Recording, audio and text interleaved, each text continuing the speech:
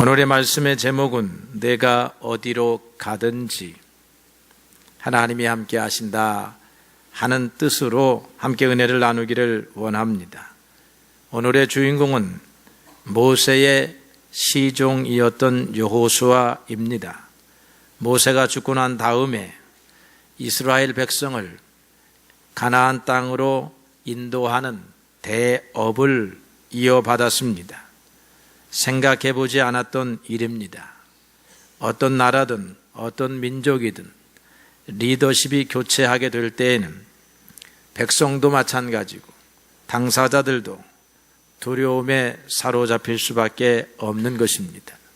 오늘 여호수아는 두려워서 하나님 앞에 기도하고 있어요. 하나님이 여호수아에게 강하고 담대하라, 그런 약속의 말씀을 주십니다. 이게 정확한지는 모르지만 타조는요, 두려움이 찾아오게 되면 모래 속에다가 머리를 박는다 그럽니다. 자라는 두려움을 만나게 되면 목을 쏙 집어 넣습니다. 그럼 두려움이 해결이 되나요? 우리 사람들도 별반 다르지 않습니다. 두려움이 오면 집안에 꽁꽁 숨어서 나오지를 않는 것입니다. 마땅히 해야 할 일을 하지 못하고 부들부들 떨고 있다 이 말이죠. 여러분, 몸에 열이 나면 두려워하십니까? 여러분, 재채기가 나면 두려워하십니까? 그거는 징조입니다. 징조. 빨리 가서 처방을 받아서 주사를 맞고 약을 먹고 그러면 어떻게 돼요? 그러면 다시 몸이 건강해지는 것입니다. 두려움은 마치 이것과 같아서 무슨 징조를 우리에게 가르쳐 줍니까? 하나님 앞으로 나아가라 하는 징조를 가르쳐 주는 것입니다. 힘들다, 어렵다, 캄캄하다, 무섭다, 이런 일들은 우리가 매일과 같이 경험하는 거예요. 이 간이 큰 사람은 몰라도 여러분처럼 간이 적은 사람들은 날마다 놀라면서 사는 것입니다. 이래도 놀라고 저래도 놀라는 사람이 얼마나 많은지 몰라요. 문을 닫아놓고 자면서도 바깥에서 무슨 소리만 나면 놀라요. 도둑이 왔나 해서. 그러나 우리 같은 사람, 간이 큰 사람은 문을 열어놓고 자도 두려워하지 않습니다. 사실인지 아닌지는 모르죠. 여러분들은 문을 꽁꽁 닫아놓고 자고 등치 큰 남편이 옆에서 딱 코를 드르렁거리면서 잠자고 있는데도 누군가가 문을 열고 들어와서 여러분들을 잡아갈까 두려워하십니까? 어린아이들은 두려워하는데 이제 나이를 먹고 경험을 할 만큼 하면 두렵지가 않은 거야. 남편도 안 두렵습니다. 그런데 이런 두려움에 대해서는 훈련이 돼가지고 안 두려워하는데, 처음에 부인이 시집으로 오면 남편을 두려워하고 존경하고 또 그리고 거역하지 않고 그러다가 10년 지나고 20년 지나면 남편 머리 꼭대기에 올라가가지고 남편을 이리저리 지휘하는 여성들이 참 많아졌습니다. 남편이 안 무서워 이제는. 옛날에는 무서웠는데 안 무서워. 그런데 이런 두려움은 우리가 사라졌는데 이 마음속에 찾아오는 근본적인 두려움, 우리가 만나지 못했던 사람을 만났을 때, 상황을 만났을 때 찾아오는 두려움, 죽음의 위협들은 그거는 너무나 많아요. 우리가 살아가는 동안에 한두 번 찾아오는 것이 아닙니다. 오늘 여호수아를 보게 되면 남의 밑에서 비서 노릇만 하다가 이 대장 노릇을 하려고 하니까 과연 이것을 내가 감당할 수 있을까? 독립하는 거죠. 우리 청소년들이 부모님 밑에 있다가 밖에 나가서 살아라 탁 하면 처음에는 좋은 듯 하다가 시간이 지날수록 두려워하는 것과 마찬가지입니다. 그런데다가 이 백성들을 데리고 앞으로 가야 할 길이 험난합니다. 지금까지 모세를 모시고 오면서 경험해 보니까 문제가 한두 가지가 아니었어요. 문제는 바깥에도 있고 안에도 있습니다. 바깥에는 적군이 있고 안에는 불평하고 원망하는 백성들이 있습니다. 적군은 얼마나 강할지 모르고 또 백성들의 불평과 불만은 얼마나 극에 달할지 모르는 것이, 저도 여러분 이런 두려움을 갖고 있습니다. 우리 교회가 잘 안 되면 우리 성도들이 어떤 마음을 갖게 될까 하는 그런 두려움도 있어요. 이런 두려움이 있을 때에는 두려워하지 말라는 것입니다. 두려움이 있을 때는 기도하라 하는 것이지요. 오늘 여호수아가 기도하고 있다라고 하고 말하고 있지는 않지만 우리가 짐작할 수가 있어요. 그림이 그려집니다. 지금 여호수아는 하나님 앞에 가서 기도하면서 나는 못합니다. 어떻게 해야 됩니까? 이렇게 기도하고 있고요. 하나님은 다 말씀을 주시는 거야. 말씀을 주시면서 가라, 일어나라. 내가 모세와 함께 한 것과 같이 너와도 함께 할 것이다. 강해야 된다. 담대해야 된다. 이런 말씀을 허락해 주고 있다 이 말이죠. 하나님은 어디로 가든지, 여호수아야 내가 어디로 가든지 너와 함께 할 것이다. 내가 어디로 가서 무슨 적을 만나든지 내 대적이 너를 해롭게 하지 못할 것이다. 능히 너를 대적해서 이길 자가 없게 할 것이다. 그렇게 말하고 있습니다. 여호수아와 이스라엘 백성들이 가는 길은요, 미지의 길입니다. 한 번도 가보지 아니한 길이에요. 앞길이 어떻게 될 것인지 희미하게 짐작은 해볼 수 있지만 구체적으로 무슨 일이 일어날지 모르는 길입니다. 여러분, 내일도 마찬가지예요. 짐작은 해볼 수 있지만 실제적으로 무슨 일이 벌어질지 모르는 것이다 하는 것입니다. 그러므로 두려울 수밖에 없는 것이 우리 인간이에요. 이게 인간의 숙명입니다. 내일을 알 수 있다면 두려워하지 아니하는데 내일을 모르기 때문에, 그리고 내일은 항상 안전하지 않기 때문에 우리 인간은 두려움을 가질 수밖에 없어요. 그래서 이 두려움은 잘 사용하면 좋은 수단이 되고요, 잘 사용하지 못하면 두려움의 함정에 빠져서 매몰되어서 이제 죽는 거예요. 영도 죽고 육도 죽고 그렇게 되지만, 두려울 때에 하나님 앞으로 나아가야 되겠다, 그렇게 생각을 하고 하나님 앞에 나오는 것이죠. 그렇다고 하면 그 두려움이 여러분들에게는 유익이 되는 줄로 그렇게 믿습니다. 그러나 혼자 가는 길보다 둘이 가는 길이라고 하면 두려움이 어떻게 됩니까? 반감이 되는 거예요. 산길을 가는데 혼자 가는 길하고 친구랑 같이 가는 길하고, 여러분 어떻습니까? 친구랑 같이 가면 두려움이 반감이 되는 것입니다. 그런데 동행하는 친구가 능력이 있습니다, 지혜가 있습니다, 또 믿을만 합니다. 그러면 그 두려움이 사라지게 되고 두려움이 바뀌어서 호기심이 되고 그 다음에 기대감이 있게 되는 것입니다.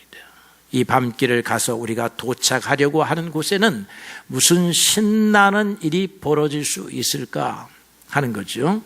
여러분들이 그런 사람이 되어야 됩니다. 저 사람하고 인생의 길을 동반하게 되면 신나는 일이 생기지 두려워서 패망하는 일이 생기지 아니할 것이다. 저는 여러분들을 그렇게 기대하고 여러분은 저를 그렇게 기대하셔야 될 줄로 믿습니다. 저랑 같이 길을 가는 사람은 넘어지지 않았습니다. 오늘 그러므로 여러분들도 넘어지지 아니하고 미끄러지지 아니할 줄로 믿습니다. 다윗이요, 시편 18편 29절에서 내가 주님을 의뢰하고 적군을 향해서 달리며 내 하나님을 의지하고 적군의 담을 뛰어넘습니다 라고 그렇게 고백했습니다. 적군이 있는데 하나님을 믿고 간다 이 말이에요. 하나님이 나와 함께 하신다 하고 간다. 이건 두려움의 모습이 아니라 담대함의 모습입니다. 누가 두려워하냐면 담대해서 달려오는 다윗을 보고 적군이 두려워하는 거예요. 아니, 우리는 10명이요 저는 혼자인데 어떻게 우리를 향하여 저렇게 담대하게 달려오느냐, 이렇게 생각한다 이 말이죠. 아니, 나는 키가 3m가 되는 이 중동 일대의 용장이요 백전백승의 용장 골리앗인데 저 어린 꼬마 다윗이 어떻게 하여 나를 향하여 달려오고 돌팔매질을 하느냐 하다 보니까 어떻게 돼요? 두려워하는 게 이 골리앗이다 이 말이죠. 하나님과 함께 가는 길, 그러므로 소망으로 충만한 길이며 승리의 기대감이 넘치는 여정입니다. 우리가 아가서 4장 8절에 보게 되면 임금님이 한 시골 처녀에게 이렇게 이야기합니다. 나의 신부야, 너는 레바논에서부터 나와서 나와 함께 가자. 이 레바논 지역은 이스라엘의 북쪽 지역인데 산들이 많은 지역입니다. 헐몬산이 대표적인 산이에요. 산악지대입니다. 그런데 이 처녀가 지금 어디에 있느냐면 산악지대에 있는 처녀와 같이 비유가 되었습니다. 그러면서 이렇게 말합니다. 어서 사자굴과 표범산에서 내려오너라. 이 여인이 있는 곳은 사자굴이 있는 위험한 곳, 표범들이 득실거리는 그런 야생의 산입니다. 그런데 밑에 와서 호위병을 많이 데리고 온 임금님이 그 여인에게 사랑에 반해가지고 손을 내밀고 있는 거예요. 나랑 함께 가죠. 이 처녀는 매일매일 사자와 싸우고 피하여 도망가고 두려워 떨고 이렇게 하고 있다가 대단한 사람이 나타나서 손을 내밀며 나랑 함께 가자고 하니까 따라간다 이 말이죠. 그렇게 해서 사랑이 이루어집니다. 그게 아가서에서 나오는 내용이에요. 능력 있는 사람이 손을 내밀면 여러분 어떻습니까? 여러분 능력 있는 사람이 손을 안 내밀어 가지고 여러분들이 안 따라가는 거죠. 능력 있는 사람이 손을 내밀면 우리는 다 손을 잡고 안심하고 따라가는 거예요. 무엇을 가지고? 기대감을 가지고.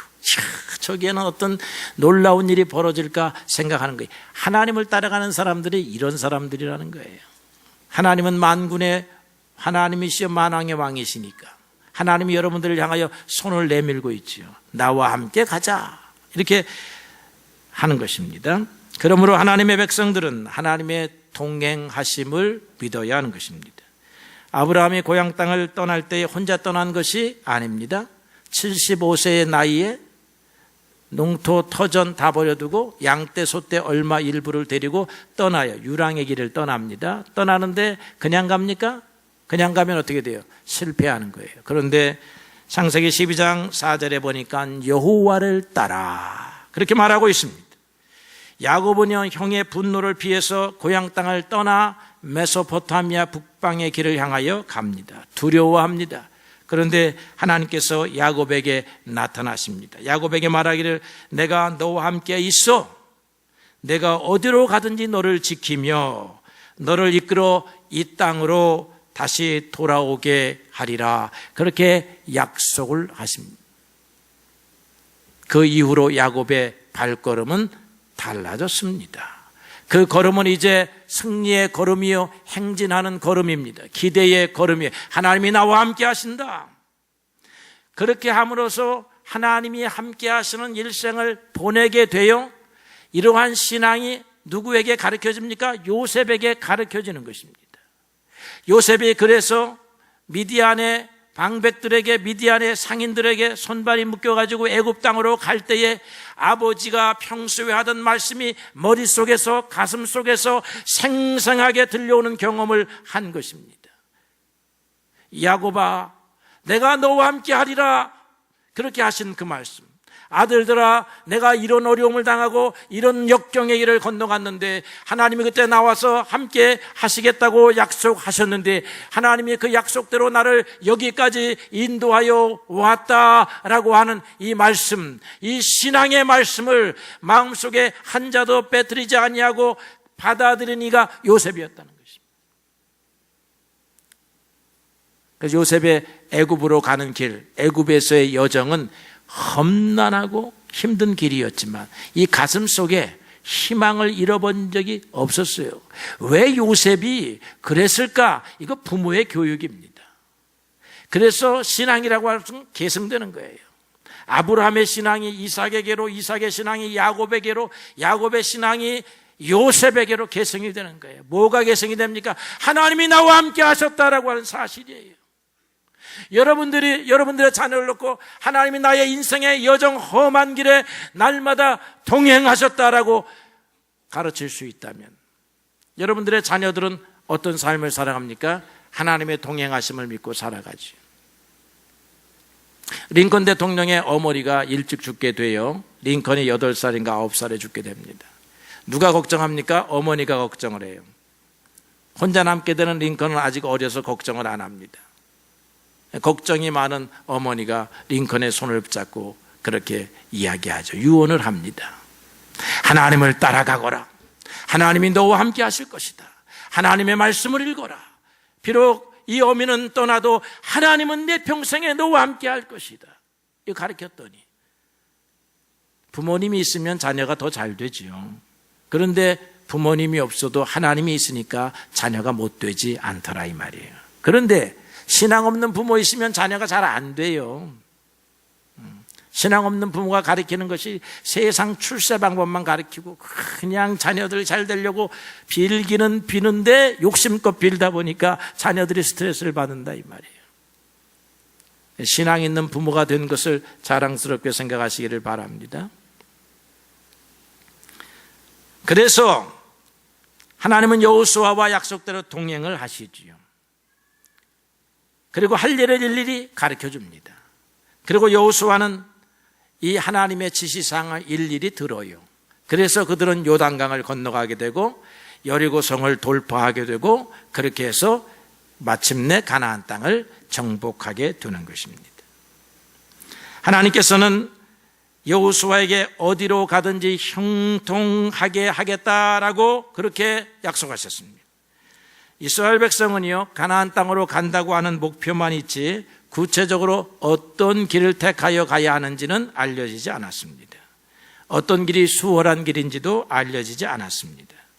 여러분, 또한 어떤 길이든지 사망의 음침한 골짜기는 반드시 있어요. 여러분, 동으로 가도 편안한 길이 아닙니다. 사망의 음침한 골짜기가 거기도 있어요. 서쪽으로 간다고 해서 여러분 평안한 길이 아닙니다. 거기에도 사망의 골짜기가 있습니다. 뿐만 아니라 항해로 비유하자면 대풍, 광풍, 유라굴로라는 것이 반드시 있는 거예요. 여러분, 물의 위험도 있고 불의 위험도 있고 지금 전 세계가 물의 위험, 불의 위험으로 아주 그냥 난리입니다. 저 일본은 물 때문에 난리가 났고 저 미국은 불 때문에 난리가 났어요. 그냥 캘리포니아 지역 일대가 전부 다 타들어갑니다. 작년에도 타들어가더니 올해도 타들어갑니다.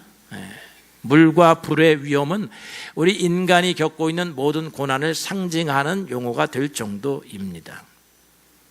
그런데 어디나 있다는 거죠. 어디나 있어요. 대통령에게도 있습니다. 누구에게나 또 있어요. 대통령에게도 있습니다. 대통령을 보좌하는 참모들에게도 있습니다. 대통령을 견제하는 야당에게도 있습니다. 여러분, 누구에게나 있어요.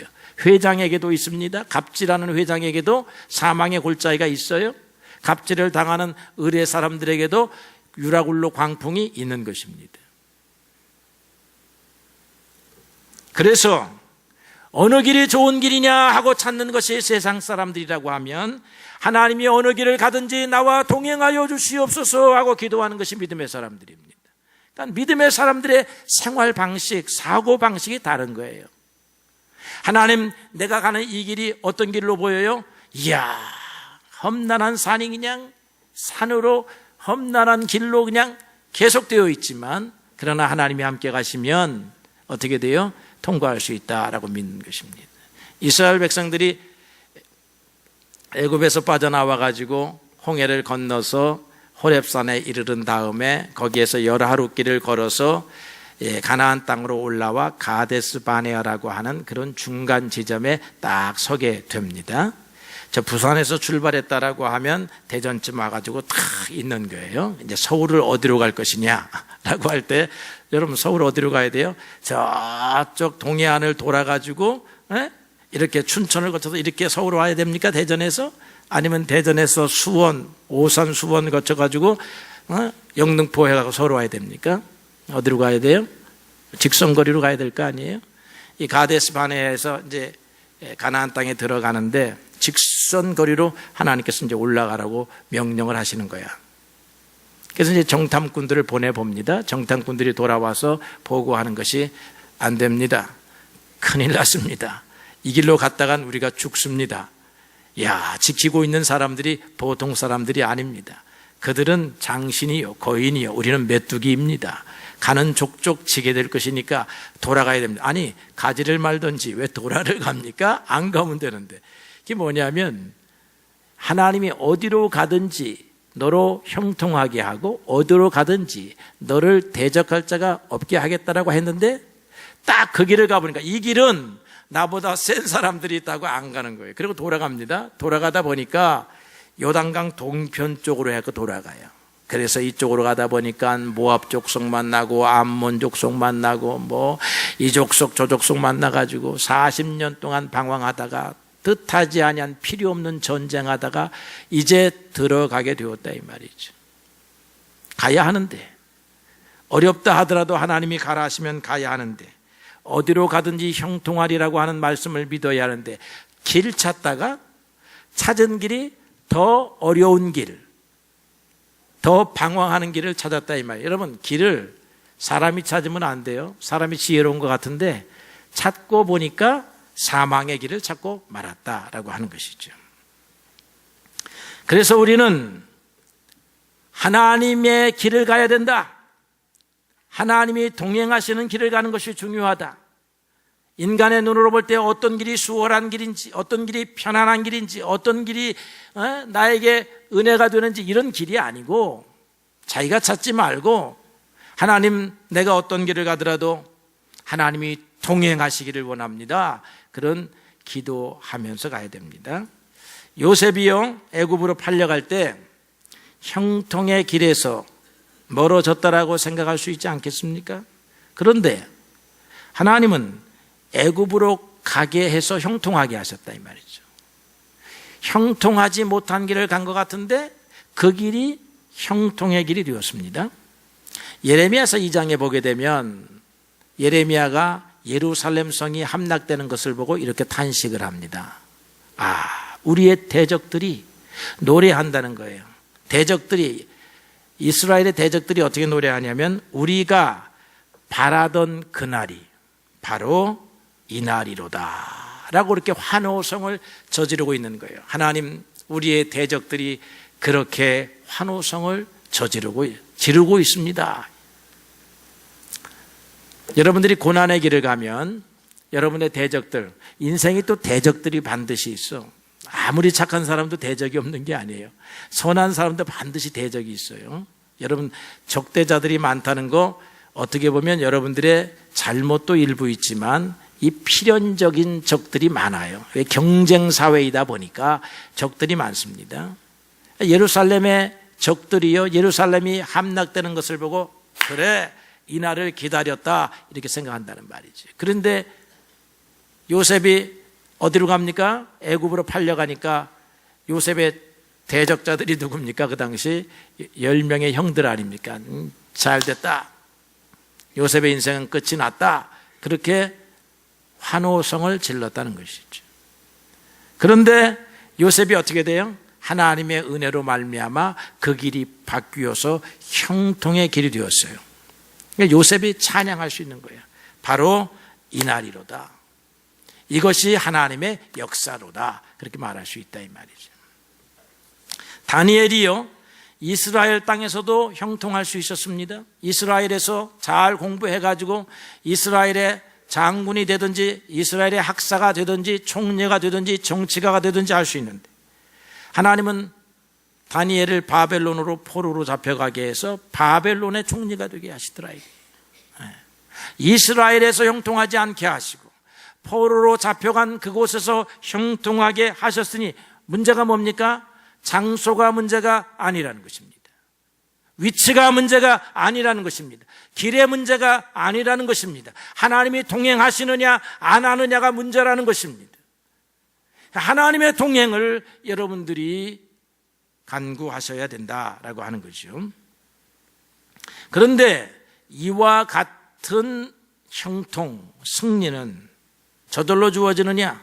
그게 아니고 하나님의 계명을 순종할 때, 오늘 하나님께서 여호수아에게 나타나셔서 내가 너와 함께 할 것이니 두려워하지 말아라 라고 하면서 내가 율법을 지키며 살아라, 하나님의 명령을 지키며 살아라, 그렇게 조건을 제시합니다. 하나님의 명령을 순종하는 거죠. 여러분들이 하나님의 명령을 순종하면 불의 시험, 물의 시험, 어떤 시험이 와도 어떻게 돼요? 하나님이 보호하시고 지키신다라고 하는 거죠. 그래서 하나님의 계명은 신명기서 창세기, 출애굽기, 레위기, 민수기, 신명기서까지, 모세 오경까지 613개가 있어요. 근데 그것을 딱 한마디로 줄입니다. 줄이니 위로는 하나님을 사랑하고 아래로는 내 이웃을 내 몸과 같이 사랑하는 것입니다. 그걸 한마디로 더 줄이면 어떻게 돼요? 하나님을 신뢰하는 것입니다. 하나님을 신뢰하면 하나님의 말씀을 따르게 되어 있어요. 하나님의 말씀을 따르면 하나님이 하시는 명령을 지키게 되어 있습니다. 그러니까 하나님을 믿느냐 안 믿느냐가 제일로 중요한 관건이에요. 그런데 오늘 하나님께서는 역경을 만나면 강하고 담대하라 명령하십니다. 그런데 오늘 본문에서는 강하고 담대하라고 하는 이 명령이요 3번 강조됩니다. 6절, 7절, 9절 거듭거듭 반복돼요. 이게 뭡니까? 반드시 하라는 것입니다. 그들이 걸어가는 길에는 놀랄 일이 있습니다. 두려워서 떨 일이 있습니다. 여러분, 우리의 인생의 길에는 놀랄 일, 떨 일, 두려워할 일이 아주 산적해 있다는 것이에요. 그런 일이 벌어질 때에 우리가 해야 할 일, 강하고 담대하라, 하나님을 바라보라, 그런 말씀이지요. 하나님을 바라볼 때에 그들은 하나님의 도우심을 얻을 수 있습니다. 하나님을 바라보려고 하면 환경에 놀라서는 안 됩니다. 두려움에 떨고만 있어서는 안 됩니다. 그때에 강하고 담대한 마음을 가져야 합니다. 하나님이 나와 함께 하심으로 능히 나를 이 고난에서 통과하게 하실 것이다 라고 하는 것입니다. 하나님의 약속의 말씀은 신실합니다. 하나님은 약속을 지키시는 하나님이시에요. 오늘 여러분의 주부에 제가 예화를 하나 들어놨습니다. 로마의 영웅 줄리어스 시저가 결혼식을 할 때에 맹세했습니다. 무슨 맹세를 하냐면 그 신부 코르넬리아에게 그대가 어딜 가든 그대를 따르겠소라는 그런 맹세입니다. 여러분들 다 결혼할 때 그런 맹세를 했죠. 이 맹세가 지켜지지 않았습니다. 남자들의 맹세는 허언이 많습니다. 왜 그런가 하면 사람이기 때문에 그래요. 많은 남자들이 이런 영웅적인 맹세를 하고 결혼하지만 맹세를 지키지 못합니다. 어디 그 순결한 맹세를 지킬 능력이 여러분이나 저와 같은 평범한 남성들에게 있을 수가 있겠습니까? 여자라고 뭐 맹세 지킨다고 할 수 없어요. 인간은 연약해서 지킬 수가 없다 이게. 반면에 하나님은 어떤 하나님이십니까? 지킬 수 있는 하나님이신데 그 하나님이 오늘 약속하십니다. 내가 어디로 가든지 내가 너와 함께 하리라. 사람의 맹세는 믿지 마세요. 하나님의 맹세는 믿으시기 바랍니다. 하나님이 오늘 신실하신 하나님이 내가 어디로 가든지 내가 너를 지키리라. 내가 너와 함께 하리라. 그렇게 약속했습니다. 오늘 우리는 예수 그리스도 안에서 이 맹세가 동일하게 유효한 백성들입니다. 예수님 이름이 임마누엘이에요. 임마누엘이 하나님이 우리와 함께 하신다라고 하는 뜻입니다. 예수님을 받아들이면 하나님이 함께 하시는 그런 사람들이 되는 것입니다.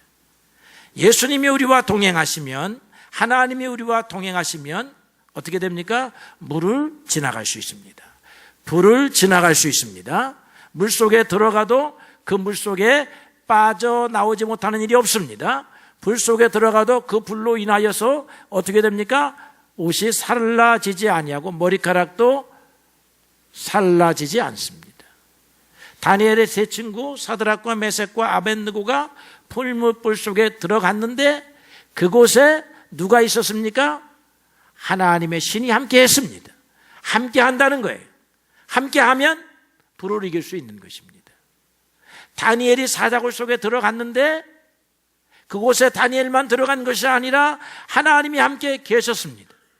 다니엘이 사자를 향하여서 나를 잡아먹으면 안 된다 그렇게 말하면 사자가 알았다라고 대답하지 않지만 하나님의 천사가 다니엘을 물기만 해라. 너는 죽는다. 그렇게 다 말을 했을 것으로 보입니다. 그러니까 사자가 다니엘을 보는 것이 아니라 다니엘 뒤에 서 있는 하나님의 천사를 보고 두려워서 입을 벌리지를 못했다. 이렇게 해석이 되는 것이죠. 여러분을 삼키려고 하는 악한 세력은 다양한 모습을 하고 찾아옵니다. 그런데 삼키려고 하는데 입을 벌리지 못해요. 왜 그렇습니까? 여러분 때문에 그렇습니까? 잘생겨서 그렇습니까? 돈 많아서 그렇습니까? 능력 있어서 그렇습니까? 아닙니다. 여러분 뒤에 하나님이 계시기 때문에 그런 거예요. 하나님이 동행하시는 사람이기 때문에 여러분들을 실패케 하고 낙심케 하고 절망케 하고 환난의 구덩이에 아예 묻어버리려고 찾아왔지만 그 입을 벌리지 못하는 것입니다. 한 길로 왔다가 하나님의 모습을 보고 7길로 도망가게 되는 것입니다. 이것을 믿어야 하는 것입니다.